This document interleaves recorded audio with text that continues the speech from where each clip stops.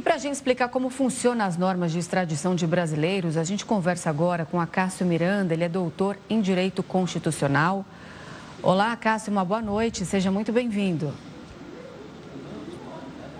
Boa noite, Renata. É um grande prazer falar com você e com o Gustavo e com todos que nos acompanham. Acácio, para a gente começar a entender, então, explica para a gente o que diz o direito internacional sobre a extradição. Quando um país é obrigado a extraditar uma pessoa que está ali no seu território, quais são as condições prévias para que isso aconteça? A rigor, não há uma obrigação.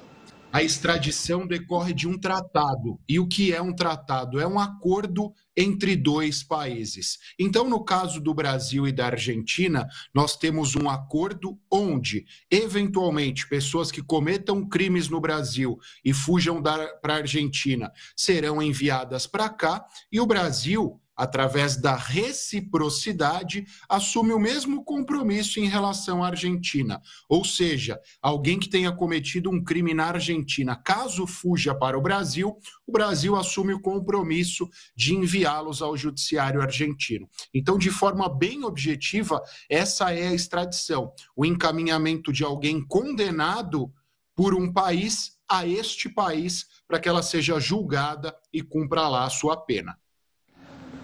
Acácio, uma ótima noite também, obrigado pela participação aqui. Acácio, muito se fala que muitos desses brasileiros que foram ou que fugiram, como quiser, para a Argentina, já estariam com pedido de asilo ao governo argentino. Como é que funciona, então, o caso do governo brasileiro pedir a extradição e dessas pessoas terem pedido asilo ao governo argentino? O asilo acontece quando o país para onde as pessoas fugiram entenda que a condenação ou a prisão determinada no país de onde elas fugiram seja ilegal, esteja em desconformidade à legislação. Então, esses brasileiros podem fazer este pedido ao governo argentino e o governo argentino, a partir de uma perspectiva política, fará a análise desses pedidos. Mas, ao mesmo tempo, o governo brasileiro, o judiciário brasileiro, através do Ministério das Relações Exteriores, fará um pedido ao governo argentino para que essas pessoas sejam extraditadas. Então, o governo argentino, a partir disso, terá duas opções: analisar se há possibilidade ou não da concessão do asilo ou se há a possibilidade da extradição destas pessoas.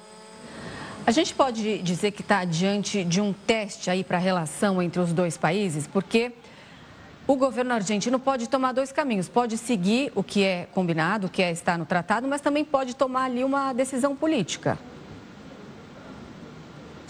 Eu acho que esse talvez seja o aspecto mais interessante dessa confusão toda. Por quê?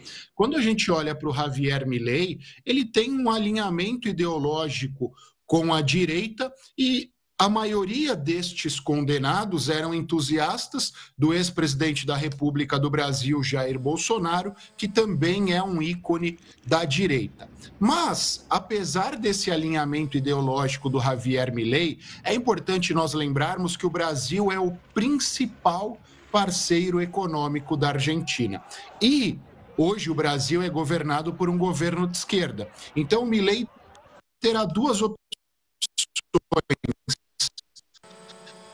fazer A gente perdeu o conta. de travar da Argentina ou agir de forma pragmática e atender o pleito do governo brasileiro para que essa relação econômica não seja afetada. A julgar pela situação econômica da Argentina e a julgar pela situação política do Milei, eu acho que ele tomará a segunda decisão. Prefere, nesse momento, manter os argentinos felizes porque há uma melhora econômica do que fazer um gesto para um viés ideológico próximo ao dele, mas que nesse momento não trará nenhum dividendo político interno. E, Acácio, existe algum prazo durante essa tramitação, um prazo máximo que o governo argentino tem que tomar essa decisão a partir do pedido enviado pelo governo brasileiro? Ou por se tratar de uma questão política, você vai arrastando com o tempo, tentando definir o que vale mais, o que pesa mais, se é essa questão ideológica, se é a questão econômica? Eu acho que é um pouco isso. Não há um prazo determinado, até porque nós estamos falando de dois países soberanos e por mais que haja um acordo entre eles, um não pode impor obrigações nesse sentido ao outro. Então, primeiro será feito esse pedido de asilo, em segundo lugar será feita a análise da extradição. E quando eu digo em primeiro e em segundo lugar, porque há uma tendência que o pedido de asilo, os pedidos de asilo sejam feitos antes que o governo brasileiro faça o pedido de extradição. Mas, na prática, as duas circunstâncias serão analisadas conjuntamente, serão analisadas ao mesmo tempo.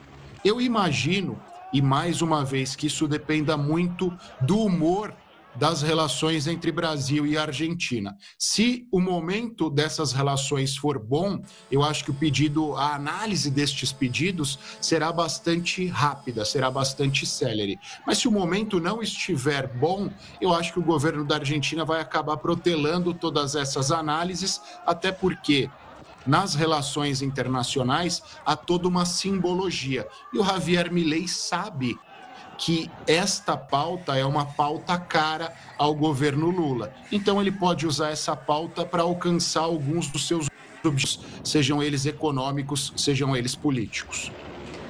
Cássio, só para a gente encerrar, essas pessoas sendo extraditadas da Argentina para o Brasil, elas retornando aqui para o nosso país, como que fica a situação de pelo menos dessas mais de 60 pessoas? Porque muitas pessoas que cometeram o mesmo tipo de crime já foram julgadas, muitas foram presas aqui no Brasil. Essas pessoas voltando, como será o tipo de julgamento? Elas podem ter, por exemplo, uma pena aumentada? A rigor, não. A rigor, elas fugiram antes de uma condenação definitiva, né? Então, fugiram durante o processo. Caso sejam extraditadas, a tendência é que seja decretada a prisão preventiva delas até que elas sejam definitivamente julgadas. Então, em termos de pena, não há um acréscimo, mas é óbvio que em termos processuais, isso pesa negativamente contra elas. Tá certo. Cássio, obrigado pela gentileza por falar aqui conosco e por nos explicar esse imbróglio jurídico e político agora entre Brasil e Argentina. Um forte abraço, até uma próxima. Um abraço, excelente final de semana.